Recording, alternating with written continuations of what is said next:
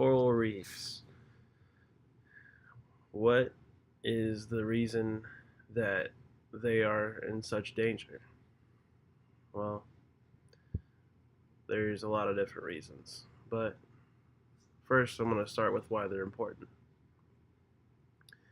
Coral reefs are a big part of the ecosystem.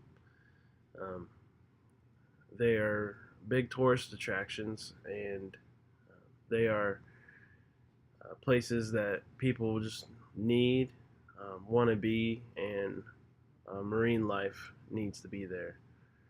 But specifically, why exactly are they important? Are they just pretty to look at, or are there more reasons behind it? Um, Although they are uh, really awesome to look at.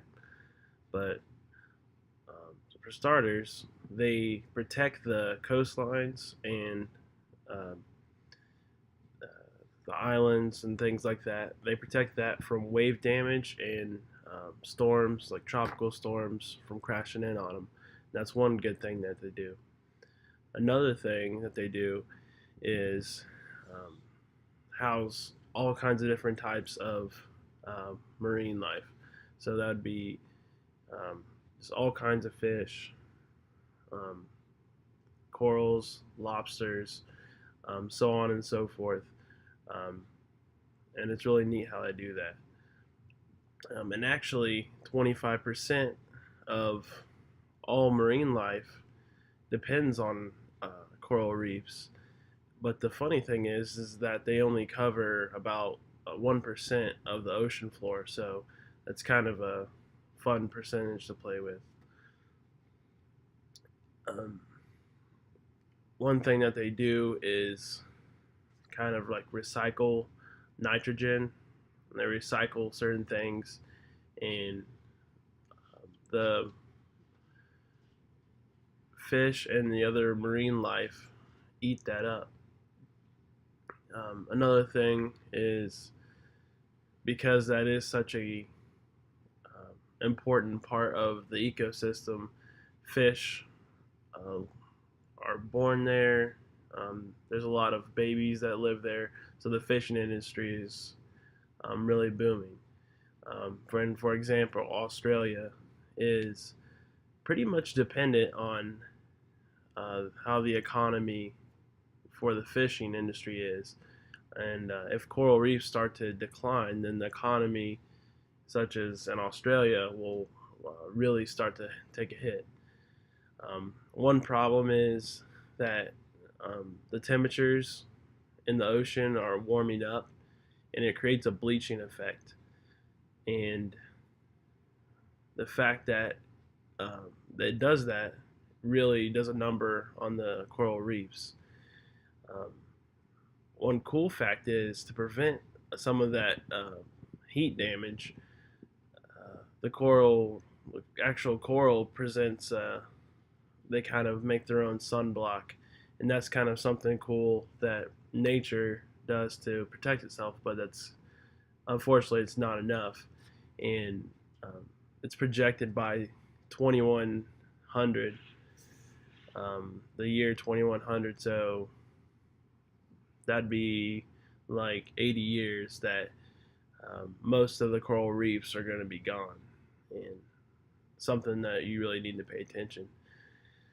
Um, and a lot of the things we use coral reefs for also is looking back and seeing the trends, the weather patterns, and stuff like that.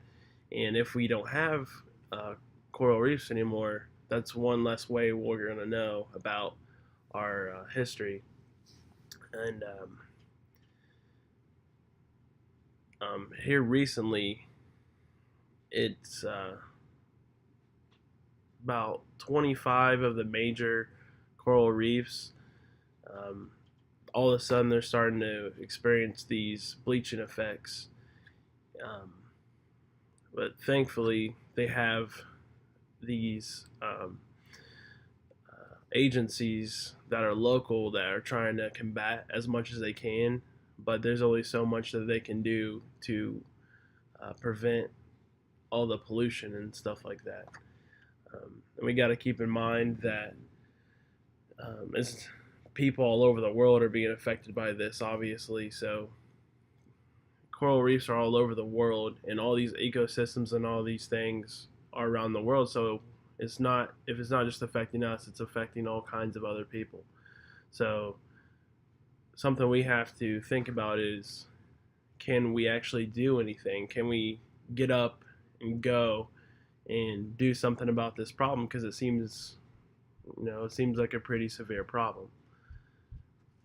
Um, First thing we can do is use common sense. Um, don't use unnecessary waste. Don't waste our water. Don't use water unnecessarily. If we have a lawn, don't go wild with chemicals, and we just plant more trees and things like that. Um, One thing that does help is going to visit a coral reef. And a lot of the um, businesses and stuff like that and the agencies actually suggest tourism. So even if we can't do anything directly, we can go visit one. And most importantly, just like with any other issue, we need to spread the word. We need to tell other people and let other people know about this problem, so that the more people that know um, about coral reefs and the things that can be done, the more people it'll help.